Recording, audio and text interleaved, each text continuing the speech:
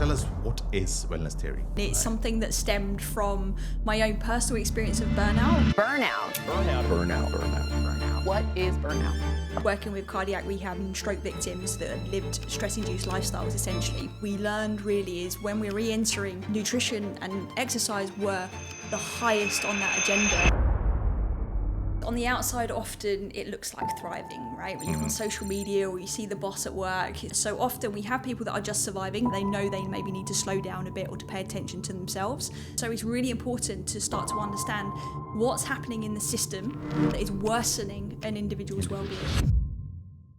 And when I started to understand how these dots really connect, I was like, okay, and mental health and emotional well-being wasn't quite what it is today. We definitely just don't burn out overnight. We don't just suddenly wake up in the morning and like, whoa, what's happened? Often there are the signs like 62% of employees are disengaged, Yep. which means that they are heading towards a burnout. Is that because the workplaces are broken, or is it just life is just fast nowadays? So my answer to that is the system is the problem. Hi. Before we begin, 90% of you haven't subscribed yet. These episodes do take time and effort to make. And if you found any value here, I would truly appreciate if you hit that subscribe button. It helps reach more people like you. Thank you.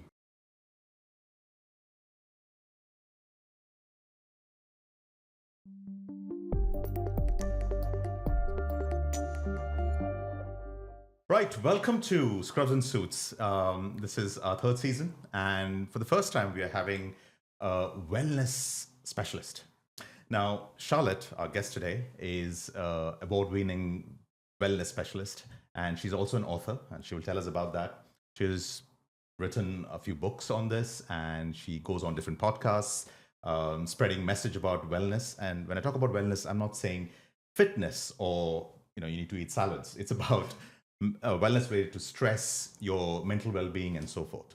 So, Charlotte, welcome to Scrubs and Suits. Thank you for having me. Congratulations. Third season. That's Yes, awesome. yes. That's some great episodes as well. We sustained, that's all Yeah. I can say.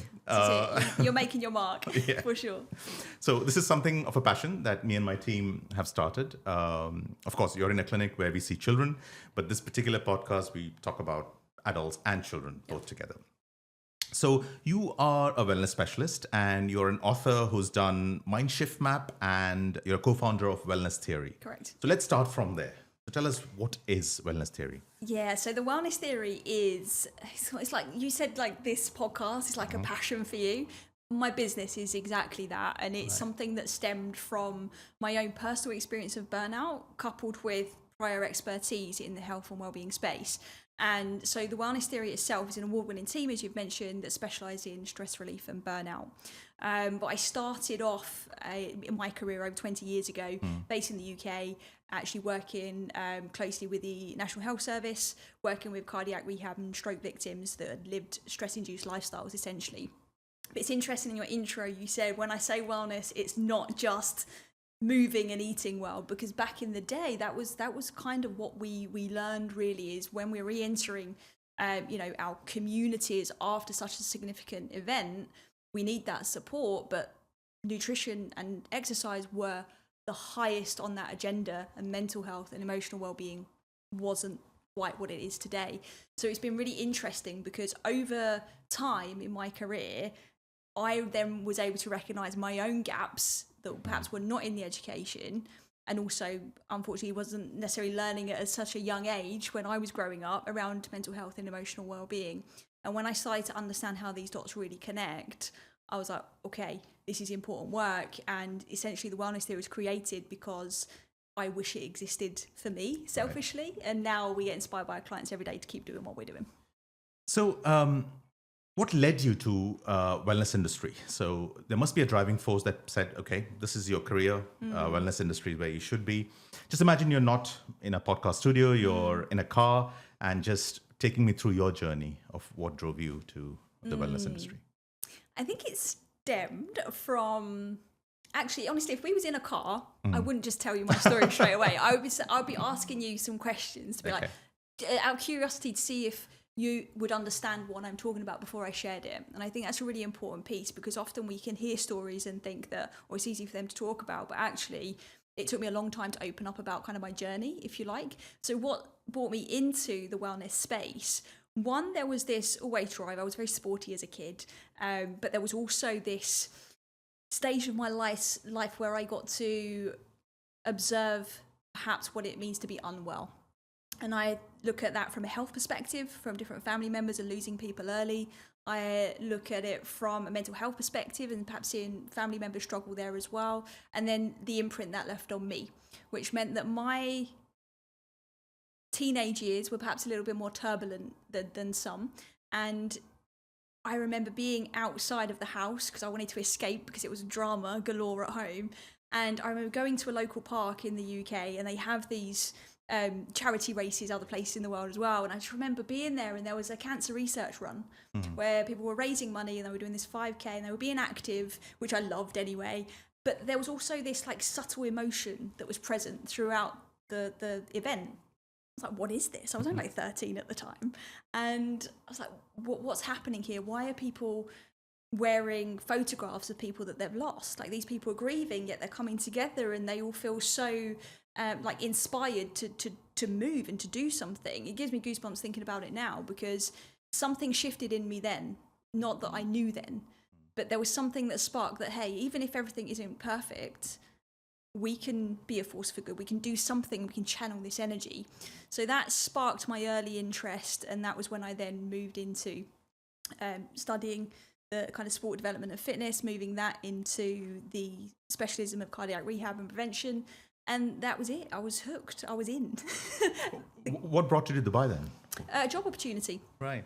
So I'd worked my way up in the kind of commercial health and fitness space, and that's what led me over here. And during that time, which I absolutely loved the role, but it was at that point, after a few years, that led to my own burnout, or contributed at least to it. So people use well-being very loosely at times. And what does it actually mean? For me, well-being is like physical, mental, and now in this day and age, it's digital as well, which could be connected to mental. But tell me what for you well-being means. How do you describe this to your client or your patient, or or a corporate organization when you discuss this with them? Typically, it's being in a state where you're physical, emotional, spiritual, digital in your scenario, and emotional and physical all needs are being met together, right? For me personally, that looks like vitality, resilience, but I think it's really important that people have their own definition of what that means. We do a lot of work with organizations to help them get to the systemic reason as to why perhaps people are burning out and experience such high pressure and not perhaps having the resilience that the organization would like to see.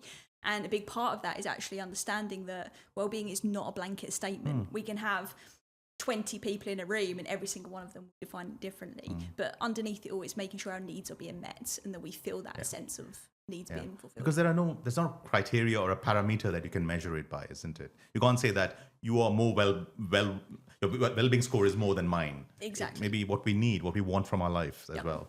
So you mentioned about the spectrum, and you talk about this in your podcasts and your write-ups as well, from surviving to thriving. And where do you think most high achievers lie in this spectrum?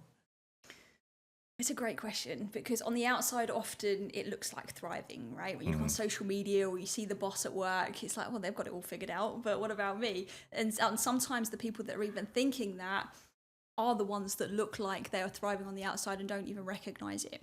So it honestly, it always depends on the person, which is a podcast host's worst answer to a question. It depends.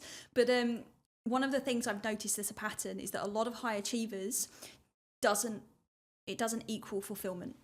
Just because we're achieving doesn't mean well-being. And I think that's where we can get stuck. So often we have people that are just surviving. They know they're on the precipice of perhaps burnout. They know they maybe need to slow down a bit or to pay attention to themselves. Then we've got striving. And this is, I think, the at-risk people as well, is because they're really trying. They don't know that maybe they're slipping into surviving in the effort to thrive. Does that make sense? Yes. The second category. Yeah, exactly. Like we're chasing something. We're trying to get somewhere. And typically high achievers, there's this voice that gets very, very loud, is like, I'm not enough, so I should continue to. It's not always the case, but often there's an underlying So there's factor. no limit. They always keep chasing something. Often. Often. Yeah, often, unless we check and say, what is that? What am I aiming for and why? That matters. So is there a way you can identify burnout before it happens? Are there any telltale signs or red 100%. flags? Yeah, 100%. Great question. And that is knowing the difference initially between what is acute stress, chronic stress, and what is burnout. Because typically we definitely just don't burn out overnight. We don't just suddenly wake up in the morning and like, whoa, what's happened? Often there are the signs like you've suggested. So we have acute stress, which is when we are facing different challenges or there are different demands on us, and that's our natural response, is to adapt to those demands, right? And that's okay, that's healthy. We want that in our lives. That's what let me give an example for that. Go so that for it, the audience knows what we're talking about. So for example, I get a call, I got an SMS from the police station that I have to report to police tomorrow for whatever reason. And now I'm stressing about it. That's acute stress. Yeah. Very acute. Absolutely. I'll go tomorrow, sort it out. It's done. Exactly. Right. So what's the next step? You talk about chronic stress. Chronic stress is when we stay in that state and we don't switch off from it. Right. So that could be constant work stress over and over and over again. And we call it like stress stacking. We start collecting all of this stress if we don't have any ways to release it or we don't recognize the signs. So when we stay in that chronic state, that's when inside of our body, our nervous system starts to get challenged. We start to perhaps respond in ways that we wouldn't necessarily choose. Maybe we're snapping at loved ones. Maybe we are just finding little moments that set us off where maybe they wouldn't before. Maybe we are feeling more withdrawn as well, can sometimes be a sign. And when we stay in that state for too long, we end up in depletion, essentially, which can be... But that's life, isn't it? I think almost all of us are in a state, or at least a phase of our life where we've gone through the acute and chronic stress bit. Before, maybe all of us haven't hit burnout yet, but at least all of us have gone through those two phases at some point in our life. It's the level of awareness that comes with it that's important as well, because we have something else that's going on, like right at the core of ourselves, right? And so let me explain this in a way that makes sense. So imagine you've got a pyramid, and you've got the top of the pyramid is our life, it's our everyday stuff, it's the message from the police station, it's the work stress from the day, it's maybe some financial pressure, these kinds of things that happen at that life level, everything we can see, essentially. Underneath that, we have then our health, right? We have, what's my quality of thinking? What's my mental health doing? How am I feeling? What's my energy like? Am I moving well? Do I feel tense in my body? We have these indicators, which are usually factoring into what happens at the life level. And underneath that, we have what we call the root at the bottom of that level. And that's when there are certain things driving the behaviors we see at the life level and that we could be responding to at the health level. So to give you an example of what that might look like, maybe I'm stressed out because of finances. It's one of the number one stressors. I'm stressed out because of finance. I've got school fees to pay for. I'm not getting the promotion that I wanted, or I'm not hitting the targets that I need to. And that's creating some pressure. That's creating the pressure. That's what we see at the life level. Underneath that, maybe we're then not looking after ourselves. Now we are in a stress state and we are feeling our energy is low. Maybe we're now not making healthy food choices because we're consumed. We're not sleeping at night. Exactly that. But behind all of that is the relationship we have to money. What does money represent for you? It might represent security, freedom, safety for your family or for yourself. And often we try to fix what's happening at that life level, the acute stresses, and we actually don't know that there is chronic stress at the core. And that's the gold. Because if we want to create long life lasting change, we have to address what's happening at the root. Otherwise, we won't see any real shift in the life level, or at least the life could be easier if we do that. That's powerful. What about kids? Do kids burn out? I love that question. I don't work with kids in the same way that I do adults. So there'll be a lot of factors in there. Teenagers. Let's start with teenagers. I definitely think kids can burn out. So we all have the same makeup. We all have a nervous system. We all have those levels on the pyramid. So I believe that we can. I just believe that we possibly don't have the level of compounding as what an adult would. Because let's say, like I'm 37, I've got 37 years worth of compounded stress if I haven't reduced it. Whereas a 13-year-old will have whatever their life experience is of 13 years.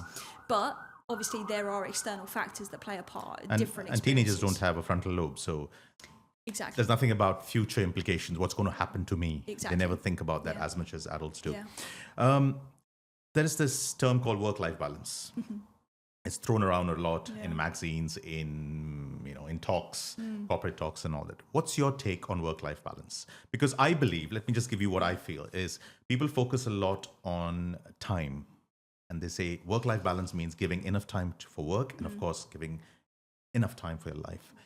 But I don't believe that's true. I believe the work-life balance is well balanced if your stress is divided really well and your efforts that you put in your time when you're spending your life with your family, is the effort is less as compared to work. If that's the case, then yes, you spend more time at home with your family than at work.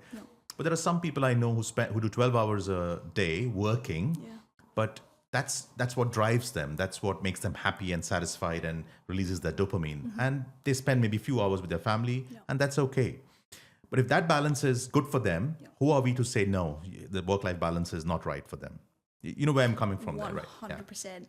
I love how you've linked it to time, right? Because I think that is sometimes can be a mistake to measure life in time anyway. You know, I'm a true believer that time is an illusion to a certain point. We have clock time where we have to make sure that we're on time for podcast interviews and things like this, but we also have the extra pressure that we put on ourselves when it comes to time, which then makes it seem like it's scarce. And so if that's our measuring stick, we're always going to get ourselves into trouble if we perceive it as not enough. I think about work-life balance as work-life integration, because if we can integrate who we are in our work and our life outside of work, then we'll be fulfilled either way. Explain. So if you think, okay, I clock off at 5 o'clock and I'm relieved it's 5 o'clock, so now I can go home to your family, chances are there's probably something in there you're not particularly fulfilled about because you feel that sense of relief from not being at work. But what if you felt fulfilled and energized and you're like, okay, well, I'm going to go home because I love my family, I want to spend time with my family, but I also love my job too. That's okay. And it comes down to where do we get our energy from, I think. And if we measured based on our energy and fulfillment versus time and productivity, then we'll probably feel a little bit more fulfilled. So what happens in our body when we talk about someone is burnt out or they're stressed, chronically stressed or pathologically stressed? What's happening in the body then? So the first thing that's happening is we're perceiving some kind of threat, or we have perceived threat over a period of time. Often that gets missed in part of this conversation because we go immediately to, well, when we're stressed, the intelligent part of our brain goes offline and then we just feel the emotion and we put out the rest of our body under pressure. We obviously get a hormonal drop into our system. We get the cortisol with the adrenaline, which then compromises how well we digest food. It compromises how well we sleep, and then we don't create the brain chemistry we need to fully recover. And it all starts from that perceived threat.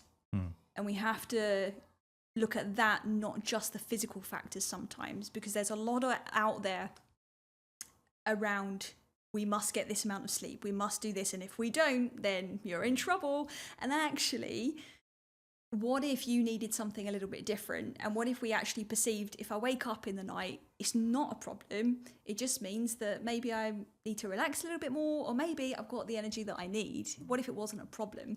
So sometimes if we perceive things a certain way, it can affect everything else inside of our body. So we ultimately have some kind of freedom in how we respond to the stresses that we experience. You wake up in the middle of the night and you don't know why you've woken up and you can't fall back to sleep. What do you do then? I would always check, is there anything specific going on that is actually stressing me out that needs to be addressed?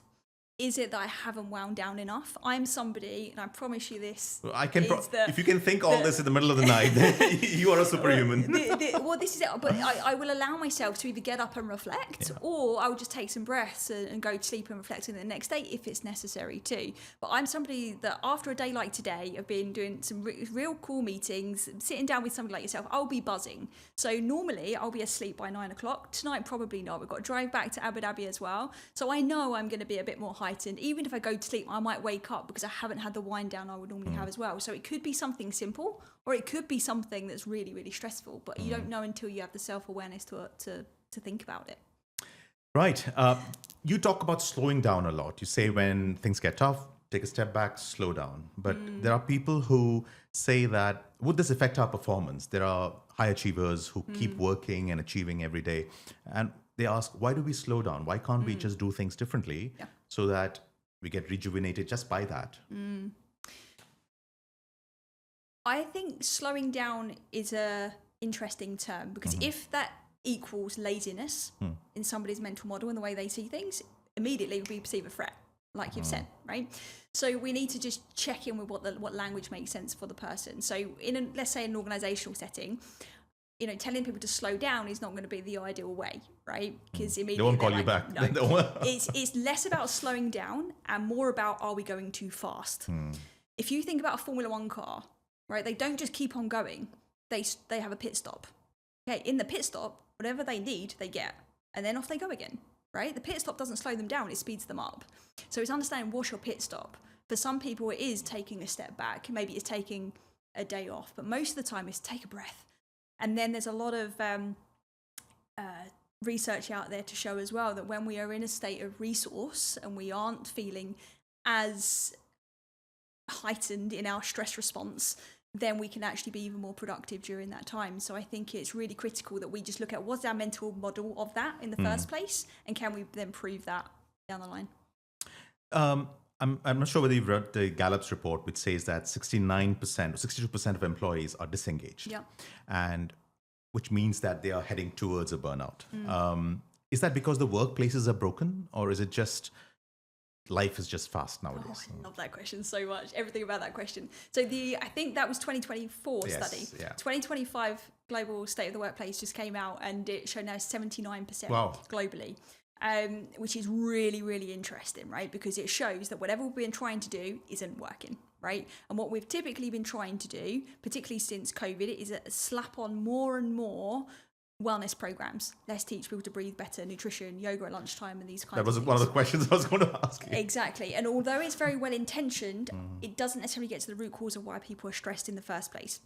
So I've already suggested to you that we all have as individuals this pyramid that we're working through. Now, when we come to workplace and systems, there's almost like the group well-being as well. So typically we have something called the well-working ecosystem, which when we apply to a workplace has two sides. If you think of an infinity sign, because they both work together, we have our employee wellness, which is their individual wellness, which is the pyramid that I've described. And then we have the workplace well-being, which is what are the systemic issues that are part of the structure that could be contributing to the individuals. To the culture within the organization. It can be culture, it can be leadership, it can be policies, it can be workload, all of those things. And so it's really important to start to understand what's happening in the system that is worsening an individual's well-being. So my answer to that is the system is the problem, in my eyes. However, individuals have a responsibility to still look after themselves and to voice, where possible, some elements in the system that could be improved. But that then depends on the maturity of the organisation and of the person in their own well-being. 62% to 79% in 1 year. Yeah. So you can imagine we're going to hit 100% very soon. I hope not. I really, really hope not. But I think there's a lot of different factors that go into that from an engagement perspective, I think. You talk about the pyramid very often. Is this the performance pyramid you're talking about? Stress performance pyramid. And the reason it's called the stress performance pyramid is because depending on which lens you're looking through, it's relevant. So there'll be a stress strain in there somewhere, a stress point, or there'll be the little trigger that can unlock that next level of performance, depending on the frame we're looking at. So if you've got somebody really struggling, they'll look at it from a slightly different place to somebody that's really performing. So when you have a chat with, say, CEOs and directors of companies, and you say, look, I think your employees need to slow down, or you need to slow down because I'm talking about your well-being. How do you convince them that this is not something I'm telling you to do and you're going to fall behind? I don't tell them to slow down. You don't? Okay. not in that language per se. I look at what are the opportunities that will help you get the results that you need. So ideally, I would already know about the organisation and understand what did that C-suite want and translate that in a language they understand. So for some people, that's turnover, that's higher performance, higher revenue per employee, and then drawing back the data to actually understand, based on their organisational data, where are their opportunities. So it might be then speaking to a manager and saying, hey, you've got some space to recover. You can slow down. You can have a little breather. Go slow down for an hour. to maybe a manager or to somebody else in the organization, but the C-suite, it might be communicated as, well, if we do this one intervention or we start to train this skill or to include recovery in your work rhythms to get more out of your team, then you'll receive X amount more profit. Well, then they're going to be a bit more engaged. So let's talk about self-awareness now. For someone who can't even name what they're feeling, like people like me, where do we start? So at times I feel low, as I call it low. At times I feel stressed, or I feel I work too much. I need to take a break and not come to work tomorrow. But we cannot describe it. How do you teach people to understand their emotions or their state, what state they're in, before we hit that burnout, the red flag thing? Yeah. Thank you so much for sharing that, because I think it's more common than we maybe led on to. And I've experienced that also, quite dissociated from my own feelings. Something's just not right. What is it? So there could be a few different factors there. It could be that we're not practiced much at checking in to see how we're feeling. Or it could be that we've been through some things in the past and actually we don't want to face whatever those things are. Maybe the feelings are uncomfortable, right? So the first step in that is just coming back to our senses. You don't have to name anything. We intellectualize things all day long. We just, let's just bring into the body a little bit more.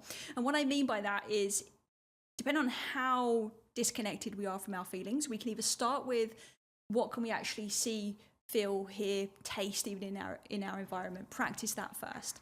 If that becomes quite easy for you and you're quite, adept to that, then check in with the body. What sensations am I feeling inside the body? Am I feeling cool? Am I feeling warm? Am I feeling a tingling sensation? Is there something like on my arm? Like, is there a fly somewhere? Like, there's all these different things you can check into, because our sensations sit behind our emotions anyway. The emotion is just the label that we give to sensations to then intellectually understand it. But what do I feel that you're talking about meditation? It can be. It can That's be. Yeah, exactly absolutely. that, is it? It's a huge part of it. Absolutely. It's being present, isn't it? And I think that's the key. If we can be present, I love meditation. Yeah. I really do meditate a lot. I do Vipassana meditation, so I sit in silence for extended periods of time, and it's something that's really helped me to associate with my feelings. But also the word meditation, depending on your perception of the word, can be like, I've tried it, it doesn't work. So if you love it or you hate it or you don't know or we're not sure about meditation, just think of it as presence and sensations and just see how you go from there. You talked about, you just shared some of your stories, but then you think being vulnerable, or someone talks about their vulnerabilities, that inspires change more than just giving advice to people. So when you say to someone, okay, this is what I felt, or this is my story, and this is what I went through, a little bit of struggle, is that a better way of saying to someone, you can do it as well? I believe so. I really believe so. When we hear somebody's story that resonates with us, we feel seen, heard, and understood. Then we feel safe. Often our stress response is triggered because we're not feeling safe, because we're under threat. So if we can immediately resonate, our guard drops, our shoulders drop, and we're like, oh, you get me. Okay. And even if what I say doesn't resonate 100% when it comes to advice, that's okay. Now you've been honest with yourself to drop the shoulders and say, okay, well, maybe this makes sense, but I'm not sure about that. And now you go down the rabbit hole and you find out somebody else that resonates. You hear their story. I think it can be very powerful. And it's also about how many hits you've received. There's this thing called fly theory where, say a fly sits on your face. The first thing you do is do this, right? That's because your sensory, it's neurology basically. So your sensory cells pick it up, take it to your brain, your hand goes up and pushes it out. Yeah. But if that keeps happening again and again, so you see in deprived places where kids, there are flies all over and they're not bothered. Yeah. And that's because the cells have got used to it. The sensation doesn't go up. So is it the same with multiple hits? Now, if someone is experiencing a lot in their life and they're being hit left, right, and center, and they have come to a point where it doesn't do anything to them. Yeah. They don't try to push the fly away and just take it in their stride and move forward. But there probably will be a breaking point somewhere where they will collapse. Yeah. It's interesting because there's two sides to that. There's like, if you imagine like a pendulum, we have like the extreme positives and the extreme perhaps negatives. And that scenario could be somebody that's very, very wise and knows that the sensation is there and they're able to just observe it and witness it. That's somebody that's probably pretty well matured in knowing themselves. and connected with their own senses and emotions and things like this. But then we have the other end of the spectrum, which is the negative, where we've dissociated from it. So maybe actually the fly landing, we've just got so used to taking the hits that, well, now I'm desensitized to it. And we see that over and over again now when you see in the media a lot of the crazy catastrophes that are happening and tragedies, and we're desensitized to it. You'll see things and you'll skip by them, and it doesn't stop you in your track and break your heart. Like, what's happening there? Are we dissociating, or are we extremely wise and able to observe the feelings that we're experiencing? That's up to the individual. Ways. Yeah, exactly. Yes. This is going deep. I love it. I want to talk to you about technology. Now, is technology a friend or a foe? And there's this Microsoft study I was reading where they've now said our attention span is like a goldfish, about 8 seconds. So do you think this is an evolution in process? Are we supposed to have shorter attention spans so that we can deal with the high-tech world in the future? What's your take on this? Because definitely, at least with children, I know this for a fact, the attention span has dropped. And I blame a lot the digital world we are in, the reels and the scrolling and the doom scrolling and all that we do, because everything, you can't focus more than 8 seconds. You need the next chapter in your life. This wasn't the case 20 years ago or 15 years ago even. What's your take on this? How much technology shall we consume? Oh, I think the future will tell us how this plays out. But my view on it is that if technology can influence us to have a lower attention span, we're adaptable, right? Which also means that with the right strategies, we can also keep that attention and engage with this quick fire usage that we're seeing. So I think if it's intentional usage and conscious usage, then I think that we can just adapt and be able to do both really, really well. However, I think my concern around the technology piece is, why are we so attached to it in the first place? Is it the brain chemistry and chasing the dopamine hits, or is it because actually we feel safe when we are scrolling through social media? Is it fulfilling our needs of variety and certainty and significance? If that's the case, then I think that's the issue we should be looking at the root, as well as the brain chemistry and then the multiple companies. Let me speak to the brain chemistry, because I've done a little bit of my own study into this, especially with children.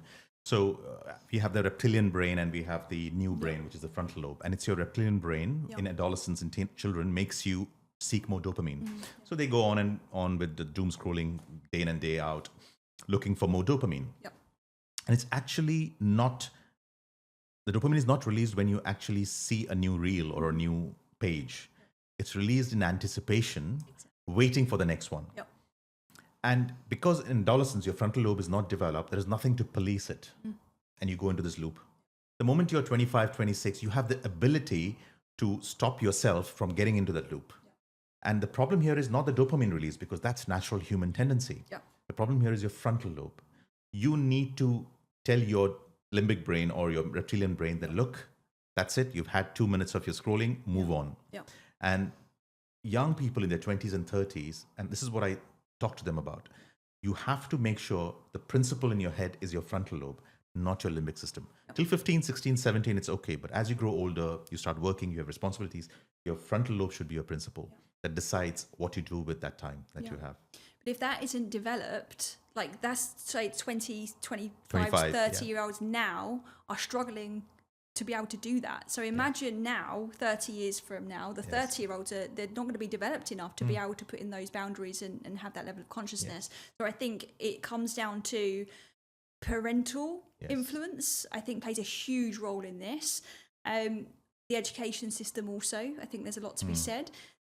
Back in the day when we learned that smoking was actually detrimental to health, laws came in place as to the usage, and we're being very slow to act when it comes to digital, when it comes to policy and legalities and things like that. So I think it's an open floor right now for us to put the brakes on and almost save the brains of the future. But I honestly couldn't tell you how it plays out, but I think it's an opportunity. But I think a lot of this is evolution as well, because let me give you an example. So when I was 8, 10 years old, going to my primary school, out of 30 kids, there were 2 of them who used to wear glasses. And at times they used to be bullied because they're the only 2 who wear glasses, and people will go to them and start teasing them. Today I go to my daughter's class. She's 10 now. And in a classroom of 30, you would have at least 14 to 15 wearing glasses. it's 50%. In Japan, it is 70%. Wow. And this is where evolution comes in place, where nature knows that all you need is near vision now. Yeah. You don't need far off vision. So it reduces your far off vision when it packages you and sends you into the world. Yeah. So the 70% of kids in Japan are myopic. And that's scary. I think it just disconnects us so much from what the gift is we have to feel such a place of contentment and well-being that maybe we're blocking that. But again, maybe this is for our good. Yeah. We genuinely But what we don't know. use, we lose, right? That's evolution. Exactly. Yeah. So exactly. the nature is thinking of, okay, humans don't need far off vision because they're doing this all the time. So why just pull it out? Oh, That's it scary. is scary. It's really scary. It's such a great question. Yeah. Brain rot as a concept. Yeah. I mean, this got the word of the year last year. Wow. You know, so the most used, the most intriguing word in the world last year was brain rot, and it has a definition and everything attached to it. We know this is happening. We know that our brain is getting kind of addicted to what we are seeing on our smartphones. Yeah. But we are going deeper and deeper into it, even to a point where if you switch off the notifications, the pings, everything, and we keep the phone, in 10 seconds, in 20 seconds, your attention goes down to the phone anyways. At least for me, it does. Although I'm working on something really intense, maybe I'm doing a presentation or reading an article, for some reason, after 30 seconds, I do this, even if my notifications are off. And that's your brain trained to look for distraction. I think that's partly because we're now conditioning, we're responding, and we're actually reinforcing it when we then behave that way. But I also think when we go back to that root level, there is a reason why you behave that way. Is it that we're attached to it because we're anxious that we'll miss something? And where does that stem from? Right? It could be all sorts of different factors at play. It could be that we're just misaligned with our values, and actually what we truly value is not on the screen, or it is, and our life outside of the phone is not aligned with our values, which is why we keep being open to distraction. Is it that we're not feeling our emotions and we need to have that, almost numbing agent? I think there's a lot more to explore there, but that will then come down to the individual and how self-aware they are, how much they would want to look at those behaviours in their life. But I think that is the secret sauce to being able to maintain agency as we move forwards. But we never had a phone, say 15 years ago, we didn't have a smartphone. So there was nothing to release dopamine for us in a short while. Just pick up the phone, look at a reel, there you go, dopamine. Yeah. I know that that's easy. And now when I'm with this boring assignment that I'm doing, automatically my brain will look for dopamine, and that's the best way to get it. And I think that's what's driving people to do this. Unless the principle, the frontal lobe says, look, don't do it. And you need to train yourself to overcome your distractions. Exactly. Vacations. We always think that, so I work 12 hours a day. I'm just giving an example. I don't. But if I'm working 12 hours a day, I'm a high achiever, high performer, driven by adrenaline. But I say, okay, maybe in 6 months, once I'll go on a vacation, maybe buy a gift for my wife, and that's it. But that's not helpful, is it?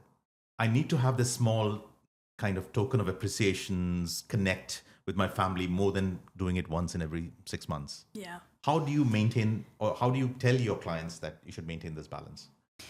I think being transparent with what you value is really important. For example, for us on our emails, we work with people in different time zones. So on our email, if it's sent outside of that kind of those traditional work times, we'll say respond when it suits your life and your work style.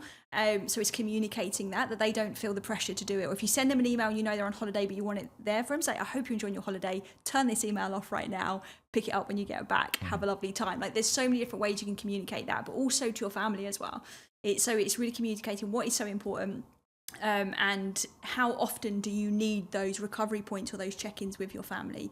Because we work with people who would, between Monday to Friday, they consciously choose work because they know they cannot be present with their family, but on the weekend, work cannot intervene. That is protected time, and they have their parent there full on, like nothing else exists. So the influence then on the interaction with their kids, for example, is clear. They understand, right? Mummy or daddy's working, but they've got an understanding and they still get that quality time. But you've got some parents that perhaps don't communicate that, and they're half everywhere and they can't be fully present where they are, which only then reinforces that distraction that we're already succumbing to anyway. What is this thing about the masculine and the feminine energy? And some say that if you're a man, you need to have some feminine energy. And if you're a woman, you need to have some masculine energy, or at least not all the time, but at times. Can you explain that concept?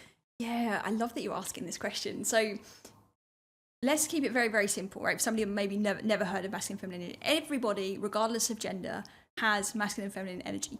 And because we are energy, right? We're part of nature, and we have the polarities in nature. We have the summer, we have the winter, right? We all have these different elements inside of us. And the balance depends on what the individual needs. For me, for example, I grew up in a scenario where I was surrounded by a lot of guys. The industry I was in, there was a lot of guys there. The things that I studied, there were a lot of guys. So I had almost these masculine layers overlaying my femininity from an energetic point of view. Which didn't mean I wasn't feminine anymore. I'm still female. I still show up with feminine energy, but it's probably stronger than perhaps somebody that didn't grow up with those masculine influences. So what that's meant for me over time is that I need to learn to soften into that feminine energy, because we need different energy for different things. If we're going to sit down and we're going to empathize and really listen and really, really pay attention, maybe we need to lean into that femininity a little bit more.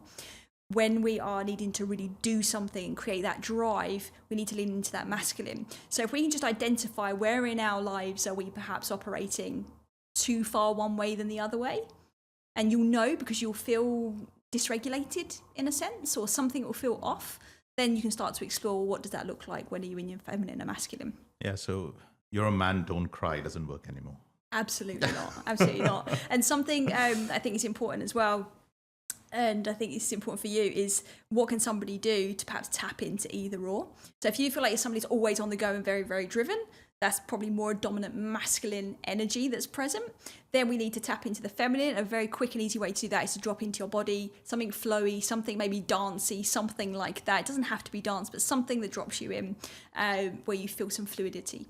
And from an opposite perspective, if you're very flowy and creative and find it quite hard maybe to ground a little bit, is to set yourself a challenge. Maybe you can get some accountability in that as well, and almost like try and tap into that competitive edge. And that's a quick, fast way to kind of tap into both.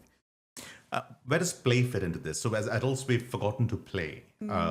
Yes, we go out and do some outdoor play for our health, but for the enjoyment of it, we've forgotten to play, don't we? So occasionally I reach home and my daughter, I've got two older kids, but my daughter is 10, and she'll be playing a board game, and then I go and join her. It doesn't happen very often, but I have time, I do go and join her.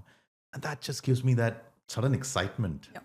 And I might do it for 15 minutes, 20 minutes with her play, and then I come out of it and I'm like, yeah, for some reason I'm feeling much more lighter than I what. And I think that's one thing that professionals and people who are achievers and are motivated in their career have to think back and look at going back to their childhood and doing what they used to do, right?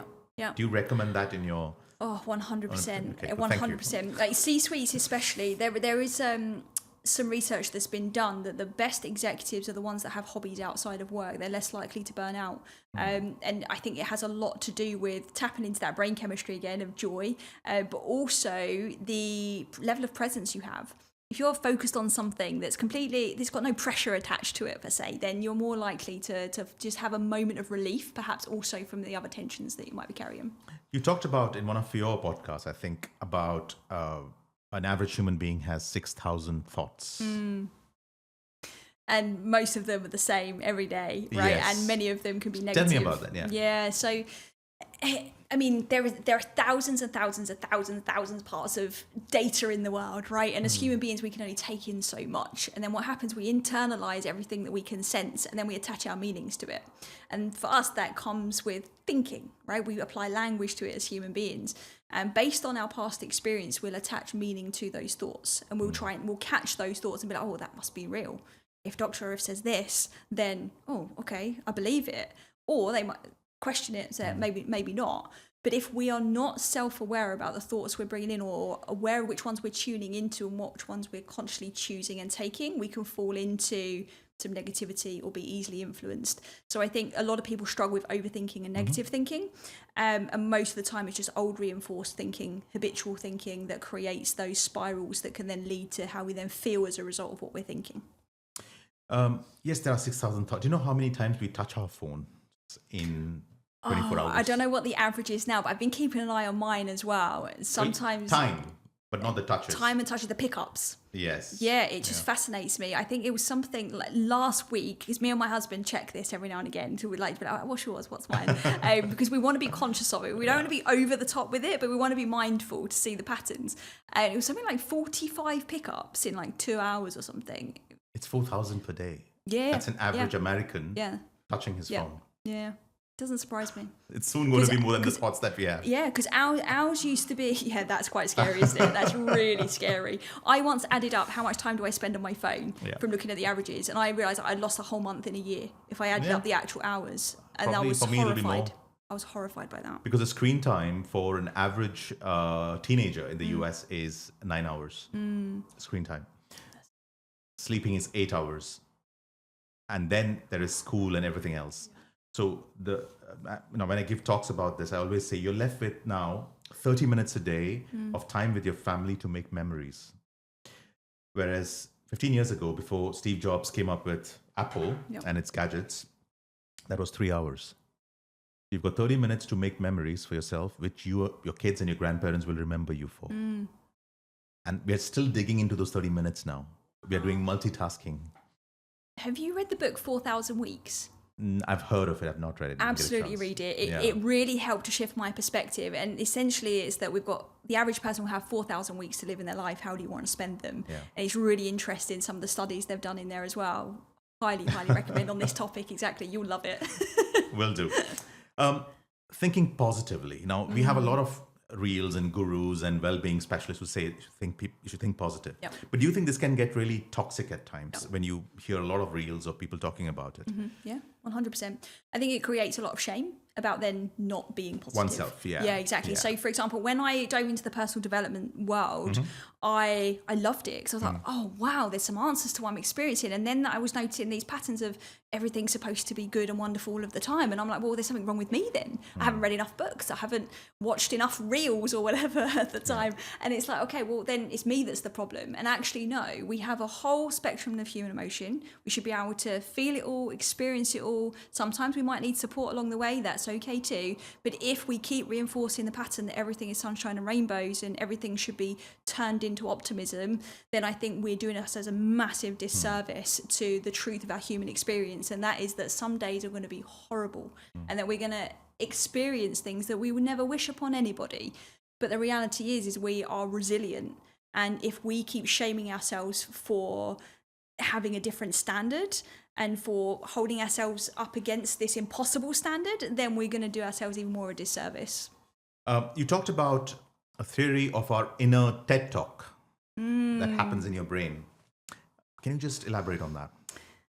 Yeah, so you mentioned obviously how many thoughts that we have. Most of them are often negative, but so something I always say here is, if your internal dialogue was a podcast, would you be listening? Would you be subscribing to it? Okay. Would you listen to that podcast? Would you listen to that internal TED Talk that you have going on? And often, particularly for overthinkers, negative thinkers, the answer is no. So what we want to do is kind of tune into that and understand, okay, well, what am I actually hearing in my own inner voice? What is my own inner TED Talk saying? So we want to tune in, which is the T. We want to engage with then, okay, what are we finding out? And tune, engage, right? Exactly, okay. Yeah. And then we want to decide what are we going to do with that information. Yeah. Oh, I have to try this. I'm sure I'm going to struggle with this, but I might just give you a ring and ask how it's not happening. Yeah, it's interesting because it's a great door open to self-awareness. We hear a lot of fluff around journaling's really effective. Yeah. Now, I'm a huge advocate for journaling. Love it, love it, love it. But one of the things that is so powerful about it is because we go through a thought process and we start to actually catch our thinking and be like, is this serving me? Is it not? So do you write or you type or you dictate? I still love old-fashioned pen and paper. Yes, People I've tried all sorts, but I still love the old school way. Yeah. And speaking of basics, we talk about food a lot when we talk about well-being. Yep. What you eat is what you are. How does this have, I'm sure it has an influence of some sort, but how does this shape our well-being, especially our mental well-being? Yeah. What we eat? Well, there's a lot of obviously information out there around how the gut can be the second brain, right? So what we feed it sends the signals up to the brain, and then we have that response as to whether everything's going to be functioning as it should be. But I think the thing that gets overlooked the most in this space is what is the state you are in when you are eating? Because there are a lot of people that can actually eat a really healthy diet and still struggle Yes. mentally. So what is happening there? Often it can be because we're in a stressed out state, so now we can't actually absorb the goodness of the healthy food that we're eating. So I think sometimes even before we start to go down into the real nuances of what our blood tests are saying and what our intolerances are and all these things, we should just check and be like, am I in a relaxed, resourceful state where my body can actually digest what I'm actually eating? Start there first. If you're in a stressed out state, okay, do some things that soothe you, and then eat and see how your body responds to it. So I think we're very quick to jump into the next diet of what we should or shouldn't have. We just take it step by step, how are you feeling first, and then follow the chain as to what you need next. I tell my son this statement. I say, the neurotransmitter or the hormone or the chemical that makes you happy is serotonin. And 90% of it is produced in the gut, not in your brain. Yep. So be mindful of what you eat. Yep. Even before you start thinking about how I improve my thoughts and my brain, Yeah. your food should be thought of. Exactly. We have reached the rapid fire round. Okay. Okay? Hit me. Yes. So this is going to be really quick. No thinking. Okay. Quick answers. Yeah, go on. Right. One well-being myth you would love to debunk on a giant billboard. You alluded to this earlier, which is I will take a break when, or I will slow down when I achieve X, Y, Z. I will slow down when I achieve Essentially, X, Y, and Z. holidays will fix my burnout. Okay. Right. So to have a goal, a short-term goal so that you take a break. No, so I think the myth is that if you take a holiday, you'll be fine. Ah, okay. Right? But I think that needs to be debunked because a holiday or just an hour off or a weekend off isn't going to fix if you're in complete depletion. Okay. Spotify check. Do you listen to meditation tracks or Beyonce?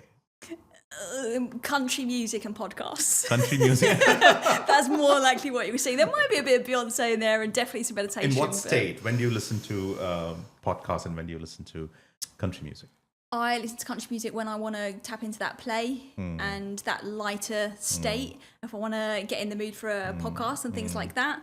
And podcasts I'll listen to when I'm in a state where I feel like I just want to be learning and engaged. So country music with dancing in your living room as well?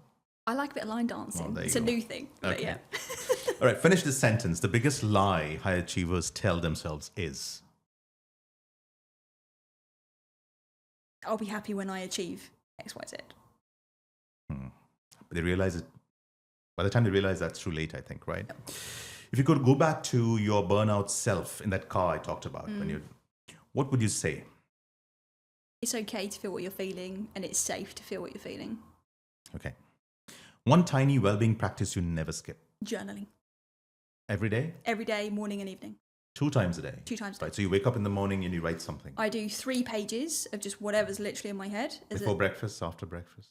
Depends how I feel. I try not to be too rigid with it. Right. I like a bit of But you flexibility. do pen down something. I pen down something, at least 3 pages, and then I have a specific... But sorry, I keep... Yep. So you pen down something that you're going to do for the day? Nope. No. So I have 3 blank pages in a journal, and I will write down whatever is in my head. Anything. Right. And that's in the morning. In the morning. What do you do with that then? What do you Absolutely do with nothing.